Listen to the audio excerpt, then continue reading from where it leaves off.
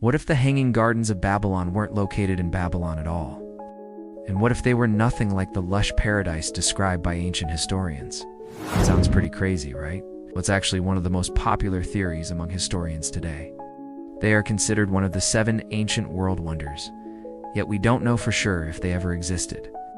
Historians tell us that we have 4 primary sources that describe the Hanging Gardens. For example, none of the authors actually saw the gardens themselves. To answer that question, we need to look no further than the ancient Near East. As we mentioned earlier, these men were Greek and Roman philosophers and historians. But in the ancient land of Canaan, which is present-day Israel, first we have ancient texts that mention gardens in Nineveh. Second, excavations in Nineveh have uncovered a palace that could have been the setting for the Hanging Gardens. The truth is that we don't know for sure if they ever existed. The story of the Hanging Gardens of Babylon is a reminder that our knowledge of the ancient world is often incomplete. There are many things that we will never know for sure about the past, but that doesn't mean that we should stop trying to learn about it. The Hanging Gardens continue to capture our imagination and inspire us to explore the mysteries of the ancient world. There is no archaeological evidence of the gardens in Babylon or Nineveh. Check out another videos and subscribe for new episodes every week. Thanks for watching. However, we do know that both the Babylonians and Assyrians loved gardening and had access to the resources necessary to create beautiful gardens. Furthermore, we know that the ancient writers were fascinated by the stories of the exotic plants and trees that grew in these gardens. It is entirely possible that the stories of the Hanging Gardens were nothing more than a combination of fact and fiction. The ancient writers may have exaggerated the size and scope of the gardens in order to make them more interesting to their readers. But that doesn't mean that the gardens didn't exist at all. There is a chance that the Hanging Gardens were a real place, just not in the way that the ancient writers described them. Finally, archaeologists have found evidence of an advanced irrigation system that could have been used to water the gardens. All of this evidence suggests that the Hanging Gardens may have been nothing more than a clever work of propaganda designed to make Nineveh seem more appealing to outsiders.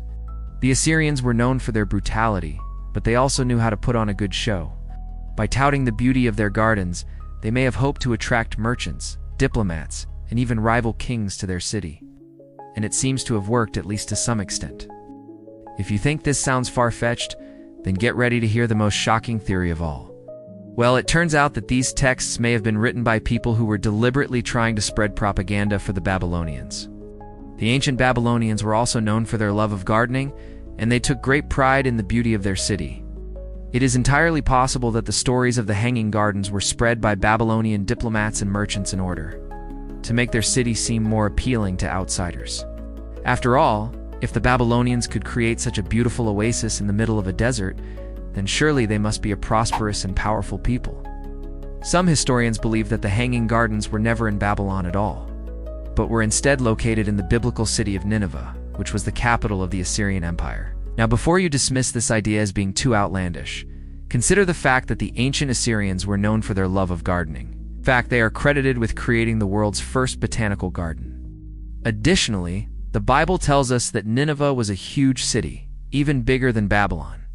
It was also strategically located near the Tigris River, which would have provided the water needed to water the gardens. Perhaps most importantly, though, is the fact that Nineveh was home to a large number of foreigners, including those from Media. Amytis herself could have been from Nineveh rather than Babylon. They lived centuries after the Babylonian Empire had fallen and were fascinated by the stories of the ancient world. While they had access to first-hand accounts of the gardens, they likely embellished the story to make it more interesting for their readers. Additionally, the term Hanging Gardens is actually a mistranslation. None of the ancient authors actually used that phrase to describe the gardens. Instead, they referred to them as the Gardens of Babylon or the Gardens of Nineveh. The term Hanging Gardens was coined by Greek writer Plutarch in the 1st century AD. He derived the word from the Babylonian word meaning terrace garden. The region that we today call the Middle East was home to some of the earliest civilizations in the world, and among the most prominent of these was the Babylonian Empire. The Babylonians were known for their advances in mathematics, astronomy, and law, but they were also avid gardeners. In fact, the Bible even mentions the beauty of the gardens in the book of Ezekiel. But unlike the fictional Hanging Gardens of Babylon, these gardens were real. They were located in the royal palace complex and were accessible only to the king and his family.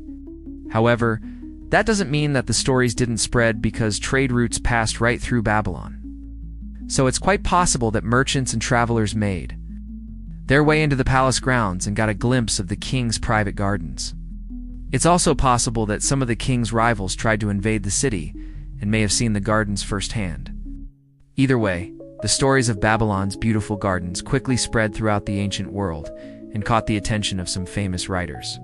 They were either relaying information from travelers or basing their descriptions on second-hand accounts.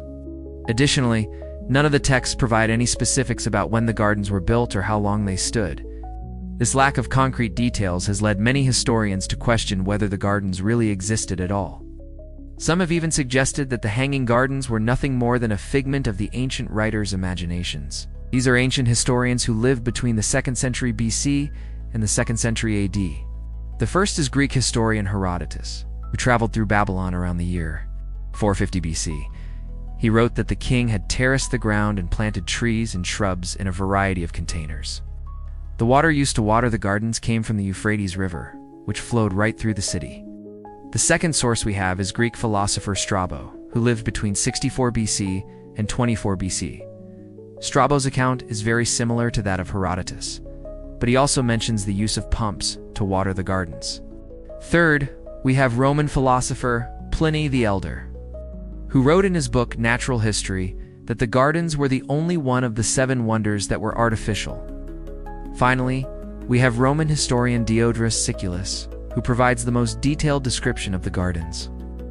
He wrote that the gardens were surrounded by a wall, and that there were 4 entrances, one for each of the 4 winds. History books often present the Hanging Gardens as being a lavish palace garden created by King Nebuchadnezzar II for his wife Amytis, who was from Media. The story goes that Nebuchadnezzar wanted to recreate the lush, green landscape of her homeland in Babylon. And while he succeeded in doing so, the gardens quickly became known throughout the ancient world for their spectacular beauty, according to the writings of ancient historians. The gardens were filled with exotic plants and trees from distant lands and were watered by an elaborate system of pipes and pumps.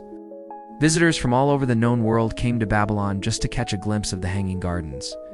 But despite their fame, no physical evidence of the gardens has ever been uncovered, leading many to believe that they were nothing but a myth. But what evidence do they have to back up such a claim? Is there anything behind the myth at all? Let's find out. The Hanging Gardens of Babylon are easily one of the most mysterious places from ancient history. Now let's take a moment to talk about how we got this version of events. While these ancient texts provide us with a wealth of information about the Hanging Gardens, they also leave us with more questions than answers. So, how did this story come about? Where did all the details come from? Enter Herodotus, Strabo, Pliny, and Diodorus. But there is one major problem with this theory. The majority of historians agree that Babylon was not located where modern-day Iraq is, but wait, there's more. Historians have uncovered several pieces of evidence that support this theory.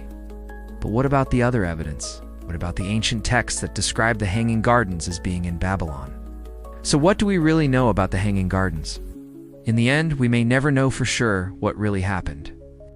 But the mystery of the Hanging Gardens continues to fascinate us today. If you enjoyed this episode, please be sure to share your thoughts in the comments below.